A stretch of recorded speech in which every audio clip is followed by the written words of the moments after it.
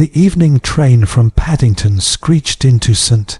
Mary Mead Junction with its usual sigh of weary brakes and clouds of steam that lingered like a ghost above the platform. It was early spring, the kind of damp English evening when mist curls along hedgerows and the scent of wet earth seems to carry every secret of the countryside. A mile from the station stood the old mill guest-house, a charming yet slightly faded inn owned by the affable Mr. and Mrs. Larkin, who prided themselves on discretion, full breakfasts and spotless linen. The place drew a curious mixture of guests, businessmen passing through, solitary writers seeking inspiration, and the occasional holiday couple who preferred quiet to the chaos of London. That particular Thursday, however, the guest-house was far from ordinary. By dusk, 5 strangers had checked in, each with a reason to be there, each claiming an alibi that, as Miss Marple would later observe, seemed a touch too convenient. Among them was Mr. Henry Baines, a retired solicitor of upright bearing and impeccable moustache, who insisted on punctual tea at 4 and a copy of the Times at breakfast. Then there was Mrs. Clara Denham, a lively widow with a fondness for pearls, gossip, and the occasional gin before supper. Mr. Peter Carow, a young travel writer with ink-stained fingers and restless eyes, occupied the attic room, often seen scribbling by candlelight. The last arrivals were Colonel Redfern, a gruff, retired officer with a limp, and his much younger wife, Evelyn, graceful yet curiously tense, as though she carried the weight of unspoken troubles.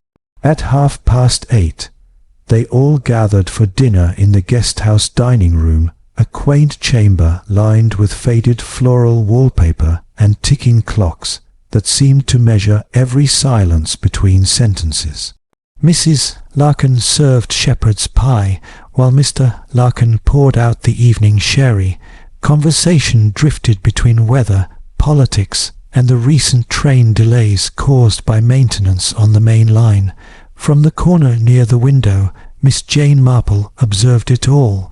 She had arrived that afternoon for a few days' rest, recommended to the Larkins by her dear friend, the vicar's wife.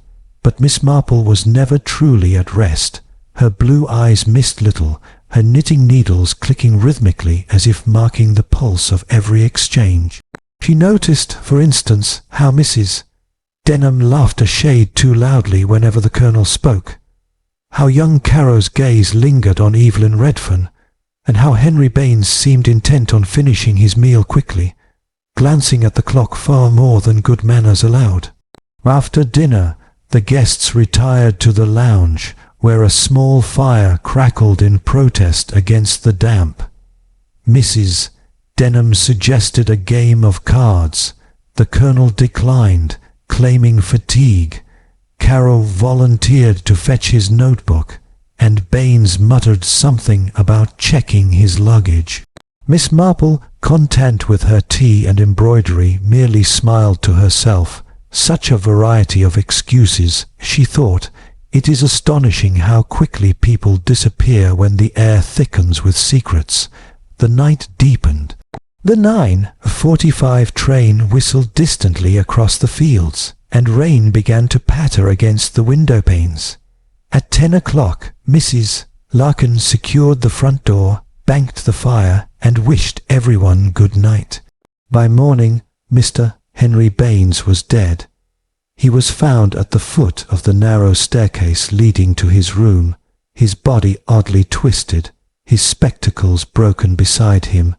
The initial impression was a fall tragic, but not uncommon for a man of his age. Mr. Larkin, flustered and pale, hurried to the nearest telephone box to summon Dr. Haydock and Inspector Craddock from the village constabulary, but even before they arrived, Miss Marple knew something was wrong, very wrong.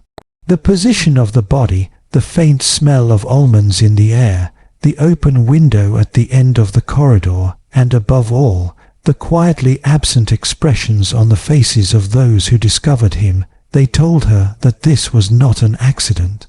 Later, as the police began their inquiries, 2 guests, Colonel Redfern and Mrs. Denham each produced a perfectly timed alibi for the hour of death. Both claimed to have been elsewhere, supported by witnesses. Both stories fit neatly within the narrow window between the 9:45 and 10:15 trains. Yet Miss Marple, who understood human nature far better than timetables, merely adjusted her spectacles and murmured, "It is a curious thing, isn't it? 2 alibis and 1 murder." Outside, the morning fog thickened, muffling the whistle of the next train. Inside the old mill guest-house, whispers began to stir of money, jealousy, and old grudges that had never quite died. And Miss Marple, armed only with her knitting, her wits, and her incomparable understanding of human folly, quietly prepared to untangle the threads. The following morning dawned pale and rain-washed, the fields around St. Mary Mead Junction glistening with dew. Inside the old mill guest-house, tension lingered like the damp, invisible but everywhere. The aroma of fried bacon and toast drifted from the kitchen, but few seemed able to eat. Inspector Craddock arrived shortly after 9, his coat still wet from the drizzle, his manner brisk and businesslike.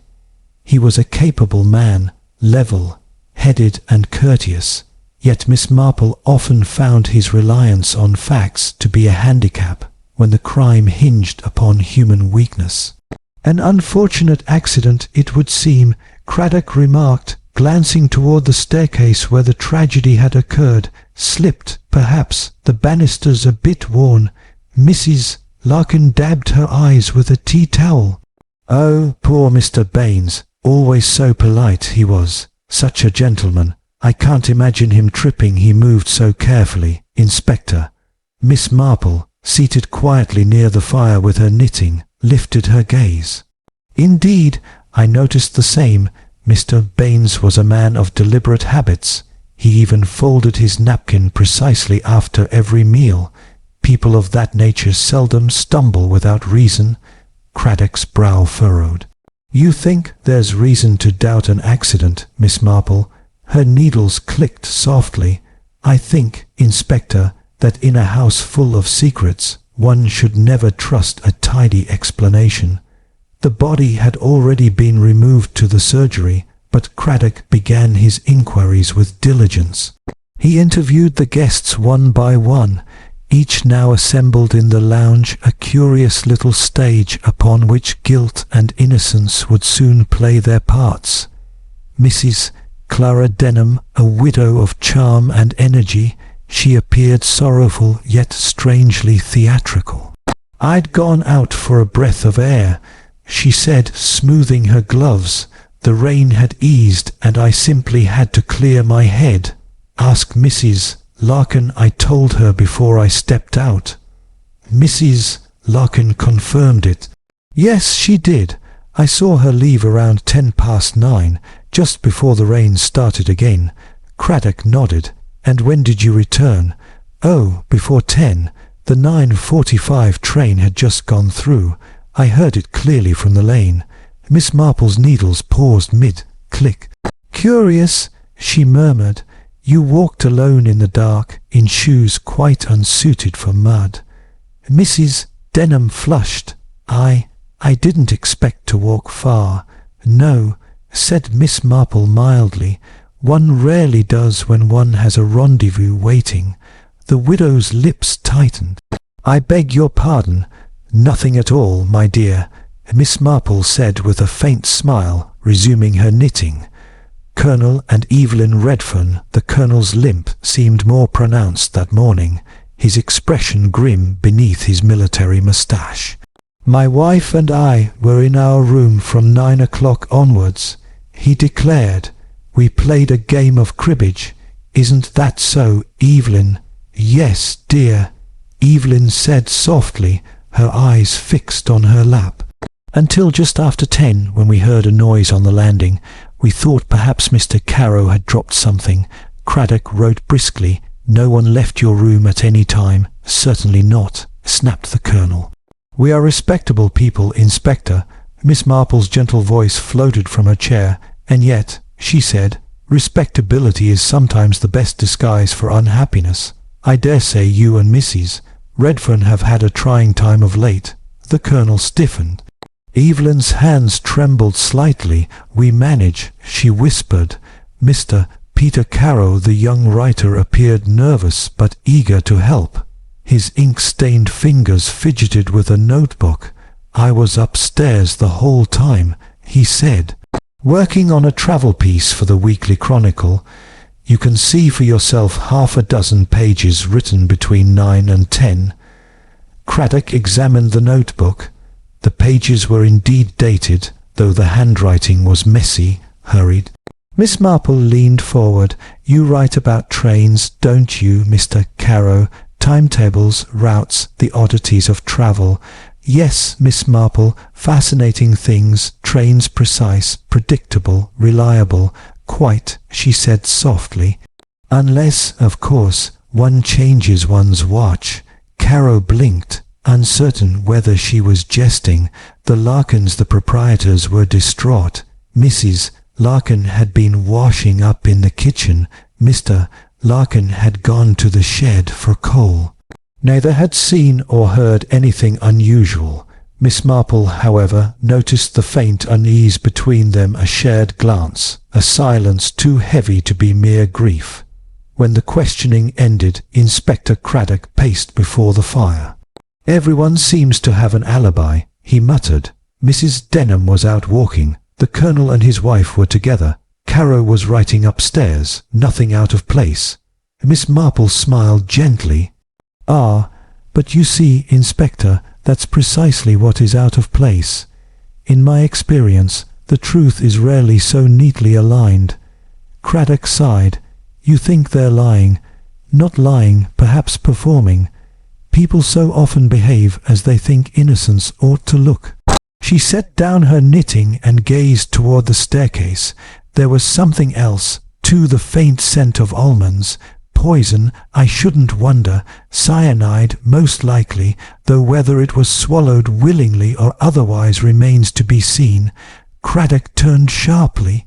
"You noticed that? My sense of smell remains quite serviceable, Inspector," she said with mild amusement. "Besides, Mr. Baines was a solicitor. He dealt in wills, estates, and money, and nothing invites poison quite like money." Outside, the midday train thundered past, its whistle cutting through the silence of the guest-house. Each person flinched at the sound, as though reminded of something urgent and inescapable. Miss Marple watched them quietly, her mind knitting far faster than her hands. 2 alibis, both too firm, too polished.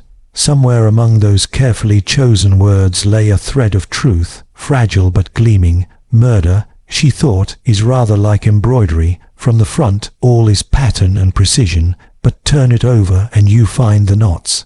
The inquest into Mr. Henry Baines's death was scheduled for the following afternoon, but long before that, whispers began to grow in the small corridors of the old mill guest-house.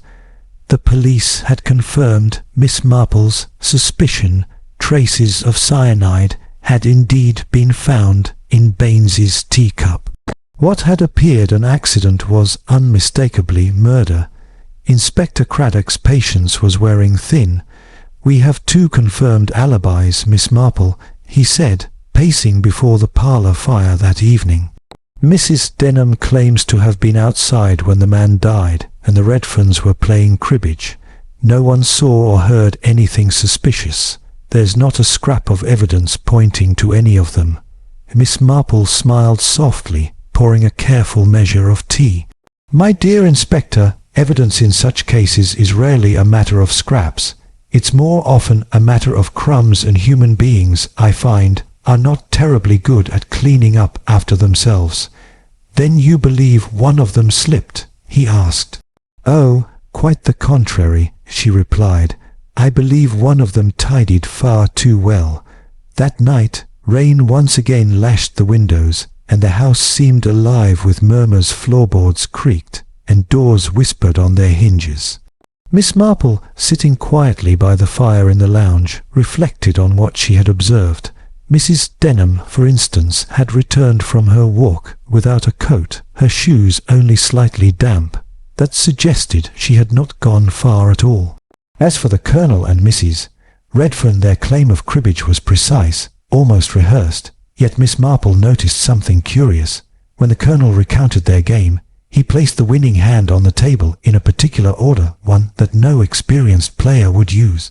And then there was Peter Carrow, the young writer. His notebook pages were genuine enough, but the times he had written on them 9:15 and 9:40, 10:05 appeared too neat, too deliberate, as if he'd been writing to prove something rather than record it. A gust of wind rattled the windows, and the old clock struck 11. Mrs. Larkin, nervously tidying teacups, jumped. "It's wicked, that's what it is," she muttered. "Poison in a place like this.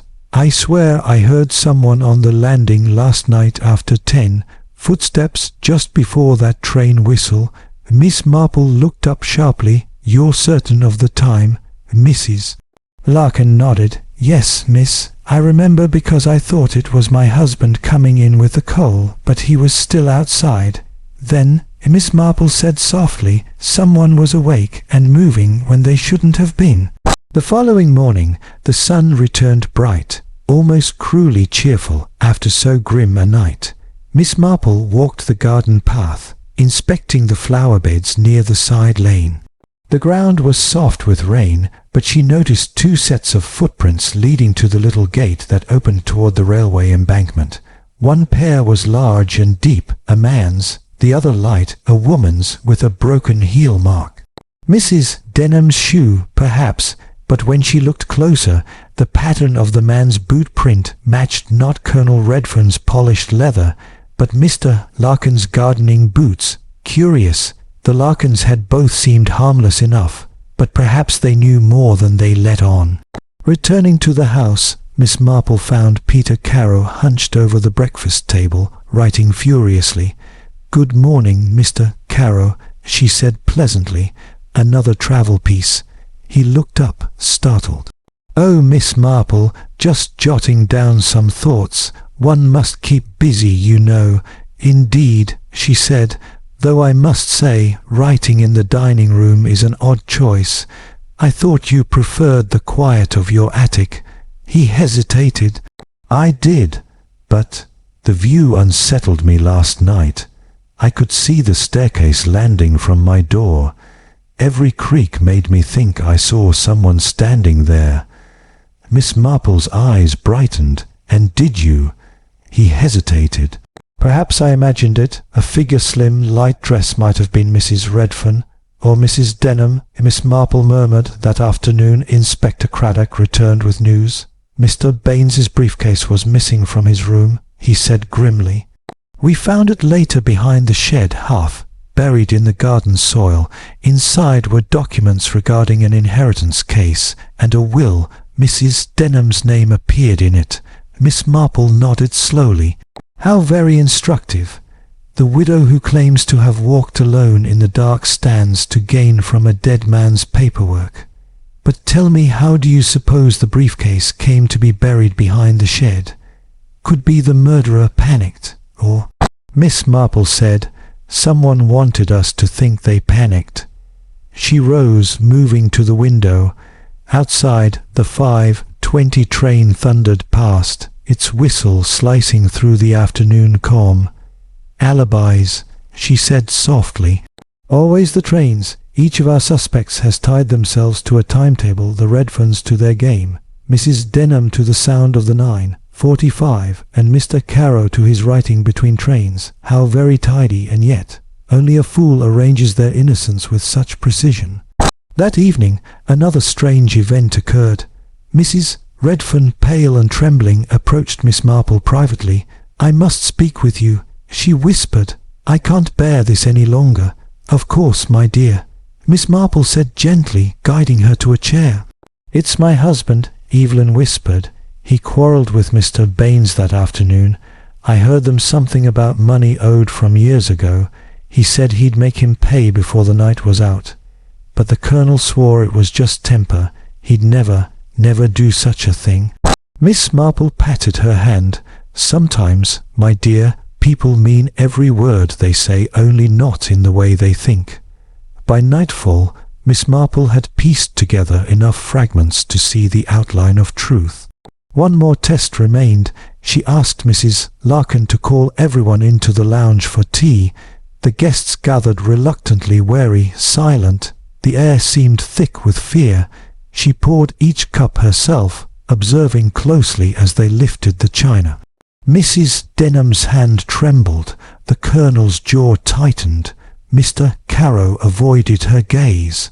Then Miss Marple said, almost casually, "It's odd, isn't it, that one could slip a dose of cyanide into tea so easily? A few drops bitter almonds, a faint scent, and one might never know until it's far too late." There was a silence. Then a teacup shattered. Mrs. Denham's hand had slipped. Her eyes were wide, terrified. Miss Marple only smiled. "Yes," she said softly, "I rather thought it might be you who recognized the smell first."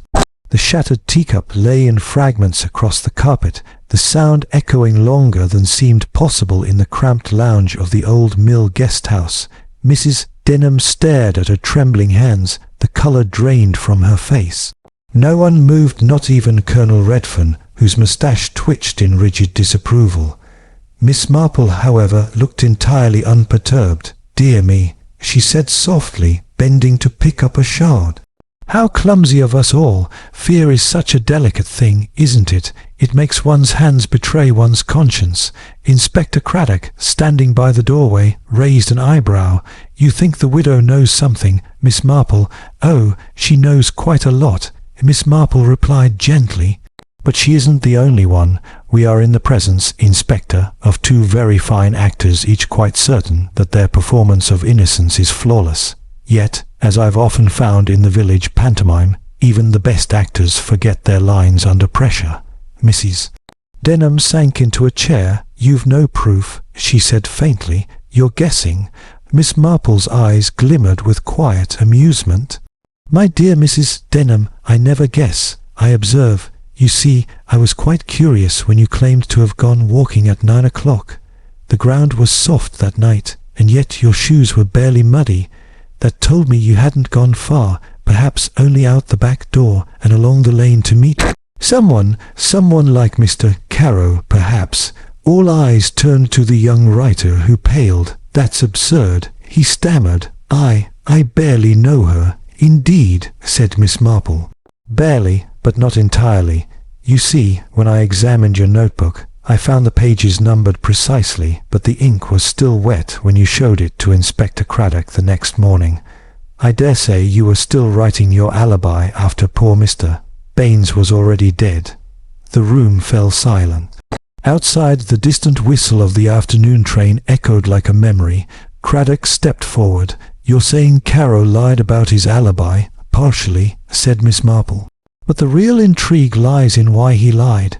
You see, Mr. Carow wasn't the murderer. He was Mrs. Denham's accomplice in deception.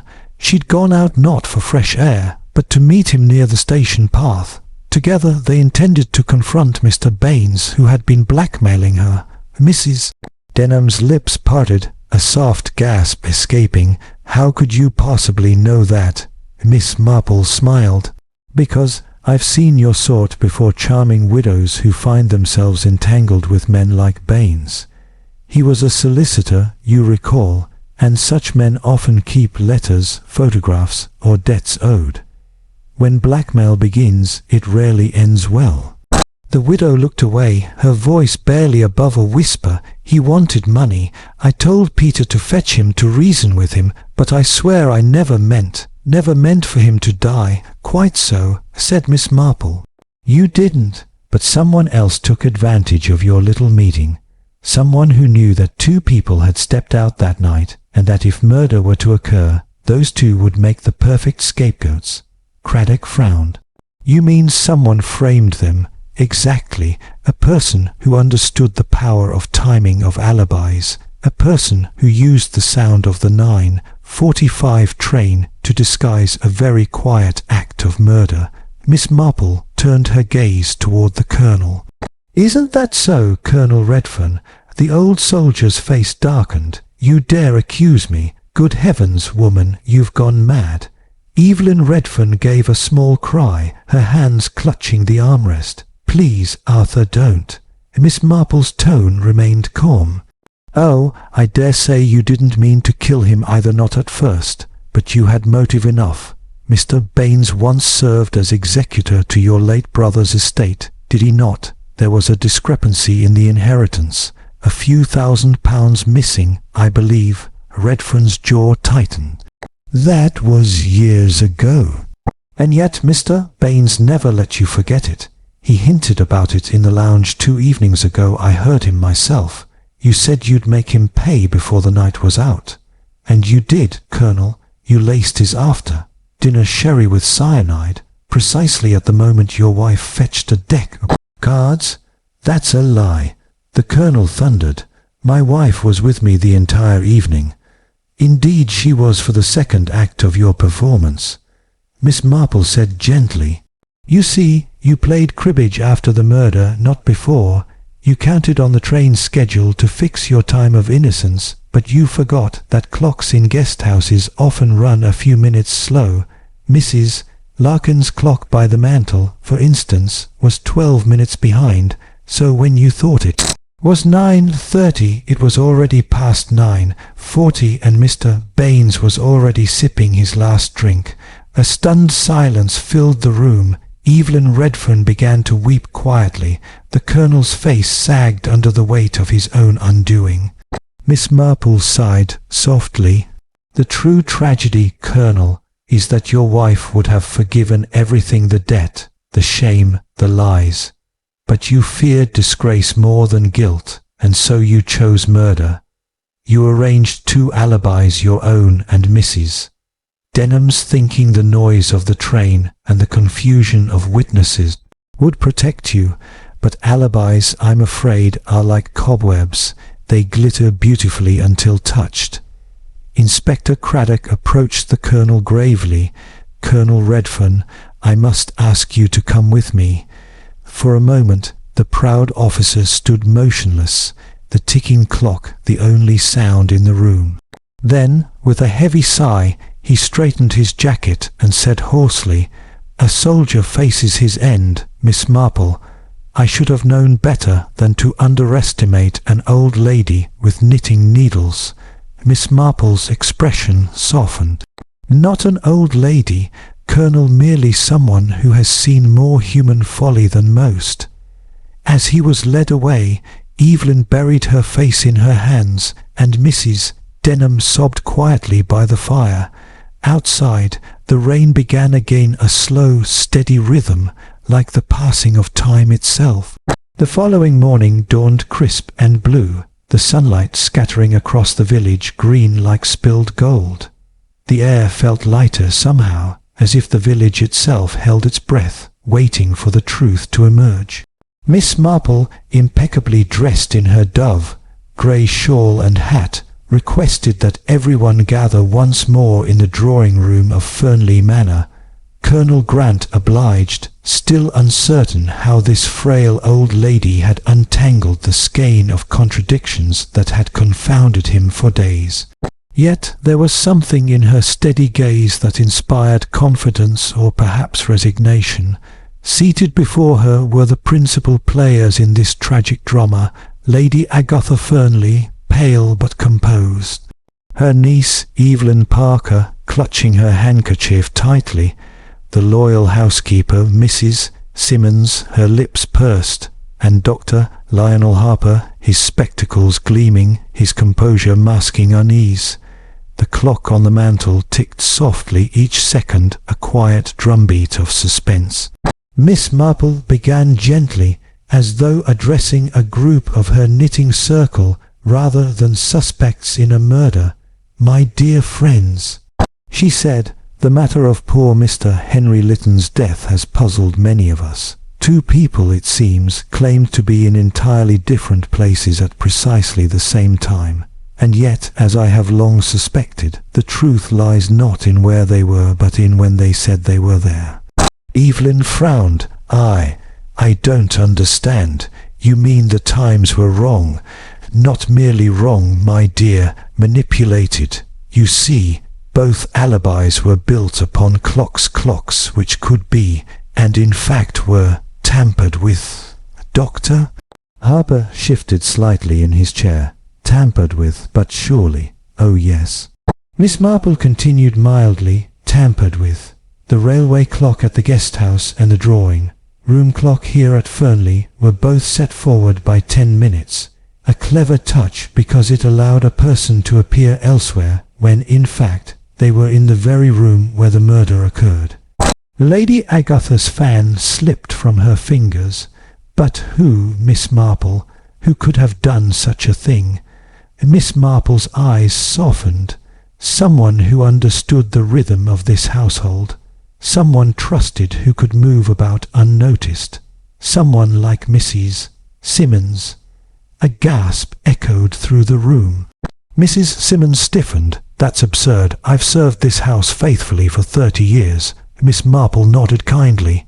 Indeed you have, and it was loyalty that drove you to it, wasn't it? You discovered that Mr. Lytton intended to expose Lady Agatha's financial troubles and that his so-called business proposal was in fact blackmail.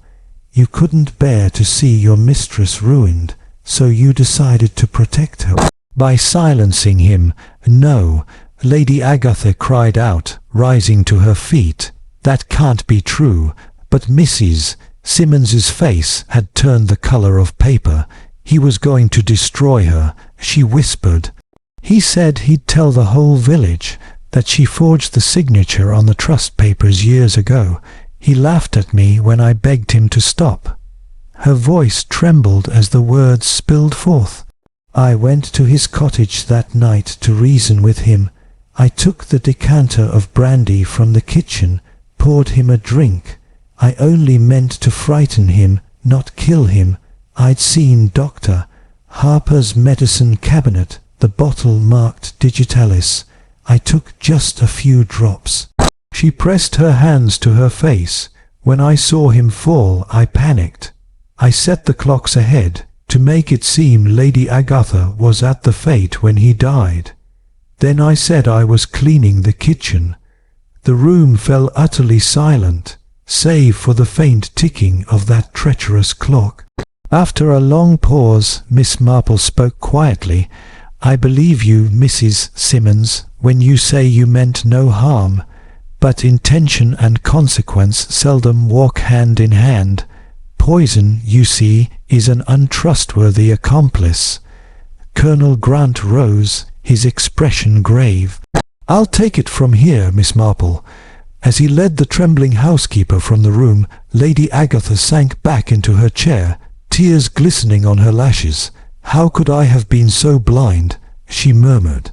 She did it for me. Miss Marple reached out, patting her hand gently. Loyalty, my dear Lady Agatha, is a fine quality, but like many virtues, it can be most dangerous when misplaced.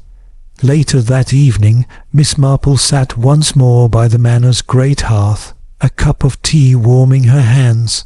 Colonel Grant joined her, his tone half admiring, half bewildered. You saw through it all from the start, didn't you? She smiled faintly. Not quite. I simply noticed what didn't fit. Two alibis that mirrored each other so precisely. Why, it was too symmetrical to be true. Life, Colonel, is rarely tidy. He chuckled. You make it sound so simple. It usually is. Miss Marple replied, eyes twinkling. One just needs to look not for what's missing, but for what's too perfect. Outside, the village settled back into its tranquil rhythm. The church bell tolled the hour. Curtains were drawn, lamps dimmed, and the scandal of the twin alibis slowly faded into the soft murmur of gossip that would, in time, become legend. Miss Marple finished her tea and rose, adjusting her shawl. Well, she said to no one in particular, I do hope they've learned to set their clocks properly again. With that, she left the drawing-room, a small, unassuming figure disappearing into the peaceful stillness of St. Mary Mead, where truth and tea were forever served in equal measure.